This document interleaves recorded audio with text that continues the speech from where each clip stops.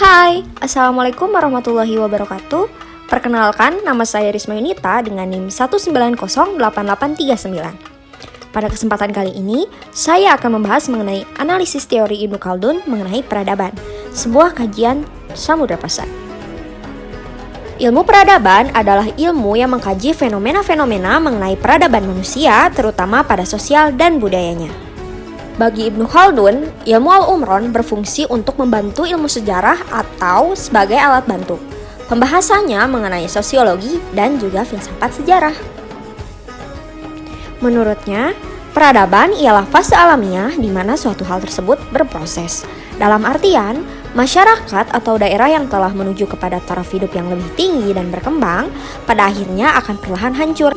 Kita dapat menyimpulkan bahwa menurut Ibnu Khaldun, gerak jatuhnya suatu peradaban berjalan secara dinamis dan akhirnya membuat suatu siklus, yaitu siklus lahir, berkembang, menuju kemajuan, lalu menghadapi suatu kemunduran. Menurut Ibnu Khaldun, periode suatu peradaban terbagi menjadi 5 fase, yaitu periode perebutan, tirani, vakum, berpuas hati, dan yang terakhir adalah pemborosan. Beberapa siklus dan fase yang telah disebutkan tadi tentunya dapat kita kaitkan dengan dinamika suatu kerajaan. Menurutnya, suatu peradaban besar akan dimulai dari masyarakat yang ditempa dengan suatu kehidupan yang keras dan penuh perjuangan. Hal tersebut menciptakan suatu keinginan untuk hidup lebih makmur dan terbebas dari kesusahan. Siklus peradaban berdasarkan teori Ibnu Khaldun sangat berkaitan dengan dinamika kerajaan. Sebagai contoh, kerajaan Samudra Pasai. Setelah kedatangan Islam, terjadilah proses penyebaran. Hal ini menjadi penyebab perkembangan kerajaan-kerajaan Islam di Kepulauan Indonesia. Di abad ke-16 Masehi, di Sumatera, khususnya di pesisir Selat Melaka, telah banyak berkembang kerajaan Islam. Salah satunya adalah kerajaan Samudra Pasai. Kerajaan tersebut merupakan kerajaan Islam pertama di Indonesia. Samudra Pasai terletak di Aceh dan diperkirakan berdiri pada pertengahan abad ke-13 Masehi. Pemerintahan awal Samudra Pasai diperintah oleh seorang kepala gampong samudra dengan nama Marasilu. Cerita tersebut terdapat pada sejarah Melayu dan juga hikayat Raja-Raja Pasai. Namun, diceritakan pula nama dari pemerintahan pertama ialah Sultan Malik Al-Salih. Samudra Pasai pada masa jayanya merupakan kawasan perniagaan penting. Kerajaan tersebut sering dikunjungi beberapa saudagar seperti Cina, Arab, dan Persia.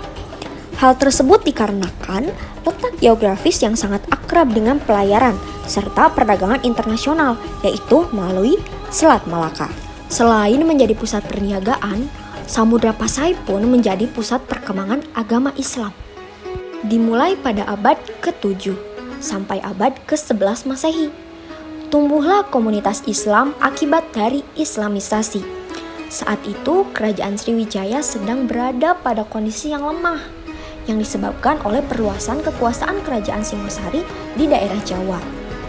Seiring berjalannya waktu, datanglah komunitas Muslim dan berdirilah Samudra Pasai, yaitu kerajaan Islam pertama di Indonesia.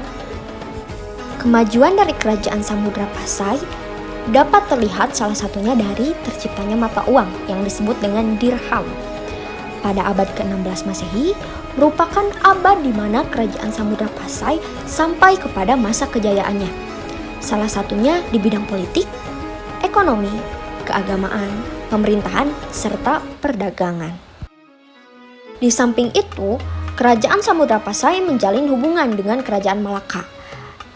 Untuk mengikat hubungan tersebut, yaitu dengan cara perkawinan. Di bidang perdagangan, Samudra Pasai menghasilkan suatu komoditas, yaitu lada, sutra, dan kapur. Namun, seiring dengan berjalannya waktu, Samudra Pasai pun mengalami kemunduran serta keruntuhan. Hal ini dikarenakan pada tahun 1511 Masehi, Portugis menguasai kerajaan Malaka dan meluaskan kekuasaannya. Hal tersebut dikarenakan sebelumnya terjadi pernikahan antara kerajaan Malaka dengan kerajaan Samudra Pasai. Setelah itu, pada tahun 1521 Masehi, kerajaan Samudra Pasai mulai dikuasai oleh Portugis.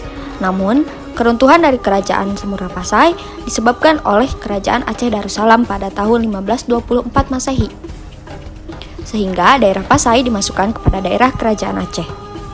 Dari pengertian sebelumnya, kita dapat melihat relevansi dari teori Ibnu Khaldun dengan dinamika kerajaan Samudra Pasai, yaitu adanya siklus lahir, berkembang, menuju kemajuan, lalu menghadapi suatu kemunduran. Dan kita pun dapat melihat dari periode suatu peradaban yang terbagi menjadi 5. Mungkin sekian dari saya. Mohon maaf jika banyak kesalahan dan terima kasih atas perhatiannya. Wassalamualaikum warahmatullahi wabarakatuh.